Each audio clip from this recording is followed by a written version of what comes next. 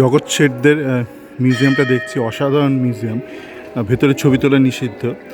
জগৎ শেঠ কিন্তু একটা উপাধি, মানে যারা ব্যাংকার ছিল, এবং দ্বিতীয় জগৎ শেঠ যিনি ছিলেন তিনি মূলত সিরাজের যুদ্ধটা ফান্ডিং করেছিলেন। ভেতরে অসাধারণ কালেকশন আছে, ওদের নিজস্ব প্রাইভেট আর্মি ছিল, তার অস্ত্রশস্ত্র থেকে শুরু করে প্রচুর জিনিস আছে। আমরা একটা গাইড নিয়ে নিয়েছিলাম, ওয়াট কামিং। হ্যাঁ, তো দারুণ লাগছে, এখনও একটু দেখা বাকি। তো এখন দোতলার কালেকশনটায় যাব, তারপর বেরিয়ে যাব। এক কথায় অসাধারণ জগৎ শেঠদের কালেকশন।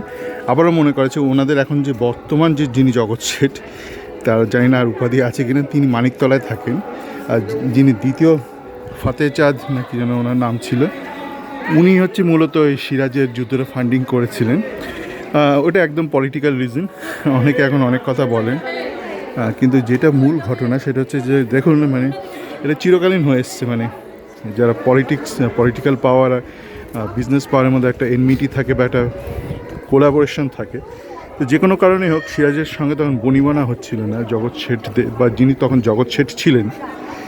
সেই জন্য উনি ব্রিটিশদেরকে নিয়ে এসেছিলেন সিরাজকে সরিয়ে নিজের মনের মতো কাউকে একটা বসানোর জন্য। তো আমরা এখন বলি যে খাল কেটে কুমিরকে ঢুকিয়েছে বা ঢুকিয়ে দেওয়া হয়েছে, মানে উনি দেশের স্বাধীনতা বেঁচে দিয়েছেন তা কিন্তু না। মানে উনি তখন জানবেন কী করে, আজ থেকে 200 বছর আগে বা ঠিক যখন ঘটেছিল ভারতের পলাশির যুদ্ধের পূর্বে, উনি তো জানতেন না।